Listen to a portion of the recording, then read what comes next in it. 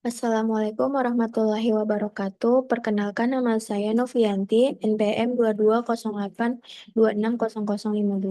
Di sini saya ingin mempresentasikan tentang sistem indera pada blok BSO2. Ini adalah tugas pada Remed Block. Jadi, pada sistem indera ini yang pertama ada indera penglihatan ataupun mata. Gimana sih cara mata melihat?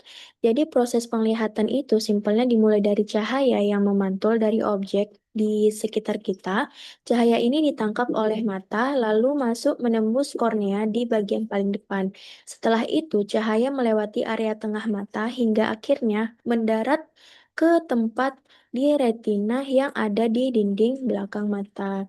Jadi anatomi mata bagian depan yang pertama terdapat kornea, yaitu lapisan pelindung luar yang bening dan berbentuk kubah. Yang kedua, iris, yaitu bagian yang memberi warna pada mata. Warnanya ditentukan oleh kadar sel pigmen, melainkan pigmen melanin kita. Yang ketiga, pupil, lingkaran hitam di tengah iris. Tugasnya seperti pintunya cahaya, yaitu mengatur seberapa banyak cahaya yang boleh masuk ke dalam mata. Keempat, sklera, bagian putih mata yang keras dan terbuat dari jaringan ikat untuk menjaga bentuk bola mata tetap kokoh. Kelima, konjungtiva, yaitu selaput tipis bening yang melapisi area dalam kelopak mata dan permukaan depan bola mata. Adapun anatomi mata bagian tengah yang terdapat yang pertama yaitu lensa.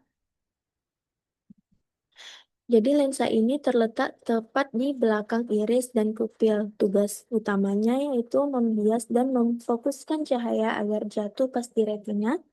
Kedua, rongga vitreous yaitu ruangan berisi cairan jernih atau badan bening yang mengisi pola mata dari belakang lensa sampai dinding belakang.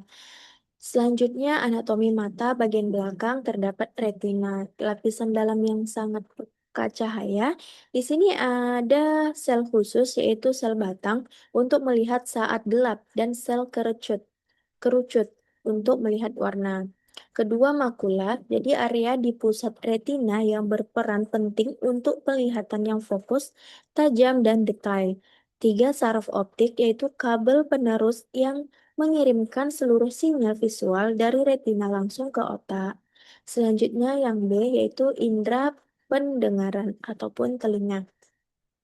Jadi dua bagian utama sistem terdapat pendengaran dan struktur telinga. Jadi dua bagian utama sistem ini pendengaran pertama sistem verifer, yaitu semua struktur telinga di luar otak dan batang otak yang terdiri dari telinga luar, telinga tengah, telinga dalam, dan saraf koklearis. Kedua, sistem sentral, yaitu jalur pemrosesan suara yang ada di dalam batang dan otak seperti nukleus cochlearis, nukleus olfactorius superior, lemnicus lateralis, polliculus inferior, hingga area Wernicke di lobus temporalis otak. Selanjutnya struktur telinga, yang pertama telinga luar, terdapat daun telinga atau pina, mengumpulkan getaran suara dari sekitar dan mengarahkannya masuk ke lubang telinga. Kedua, saluran telinga, lorong yang menghubungkan telinga luar dengan bagian telinga tengah atau pada teks postur tertutup telinga. Lalu untuk poin kedua, nah namun maksudnya adalah salurannya. Selanjutnya telinga tengah itu osikel. Tiga tulang pendengaran kecil yaitu tulang martil, tulang landasan, dan tulang sanggurdi. Yang kedua, saluran eustachius, yaitu saluran penyimbang tekanan yang menghubungkan area belakang gendong telinga ke tenggorokan. Ketiga, telinga dalam yaitu koklea, organ berbentuk cangkung siput yang berisi cairan endolim dan perilpun untuk memproses getaran suara. Selanjutnya, C. Indera penciuman atau hidung, yaitu hidung tersusun dari beberapa komponen yang saling bekerja sama. Kalau ada satu saja yang terganggu, fungsi penciuman kita bisa ikut bermasalah. Jadi susunan bagian hidung itu yang pertama lubang hidung, pintu keluar masuknya udara saat bernapas. Yang kedua, bulu halus yaitu menyaring debu dan kotoran udara. Lendir hidung akan mengikat kotoran ini agar tidak masuk lebih jauh. Ketiga, silia yaitu jaringan seperti bulu-bulu halus. Penyapu yang bergerak membuang kotoran agar tidak lolos ke saluran pernapasan bawah. Keempat, dinding tengah ataupun septum, yaitu sekat dari tulang rawan atau lunak yang membagi hidung menjadi dua sisi, kiri dan kanan.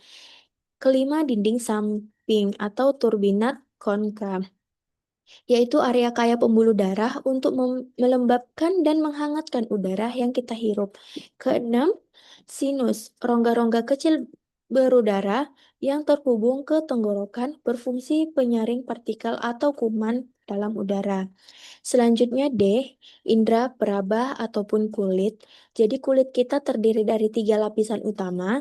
Yang pertama, epidermis, yaitu lapisan luar, tidak memiliki pembuluh darah, berfungsi membentuk sel-sel kulit baru untuk menggantikan sel mati. Terdiri dari lima lapisan, yaitu stratum corneum, stratum lucidum, stratum granulosum, stratum spinosum, dan stratum basal. Kedua, dermis atau lapisan tengah, jadi lapisan penyokong utama yang lebih kompleks, tersusun dari serat elastis, retikular, dan kolagen yang menjaga kelenturan kulit.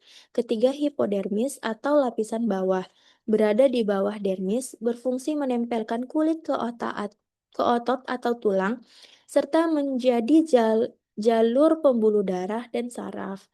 Selanjutnya E, indera pengecap ataupun lidah. Yang pertama papila, yaitu tonjolan pada permukaan lidah, papilla circumallata, dan fungiformis bertugas mengenali rasa, sedangkan papilla filiformis berfungsi memberi tekstur kasar untuk mencengkeram makanan. Kedua, sulcus, alur terbentuk huruf V yang membatasi bagian depan dan belakang lidah. Bagian depan terdiri dari puncak atau ujung lidah, sedangkan bagian belakang terhubung ke tulang hyoid dan saraf. Saraf glosopharyngeal. Ketiga, tonsil atau amdal, yaitu benteng pertahanan untuk menyaring kuman dari udara atau makanan, terbagi menjadi tonsil palatina, tonsil pharyngeals, dan tonsil lingualis. Keempat, frenulum lingualis, yaitu selaput lendir di bawah lidah yang menyambungkan lidah ke dasar mulut agar posisi lidah tidak bergeser. Ini referensi yang saya gunakan. Saya mohon maaf jika ada kata yang salah. Kepada Allah saya mohon ampun. Terima kasih. Wassalamualaikum warahmatullahi wabarakatuh.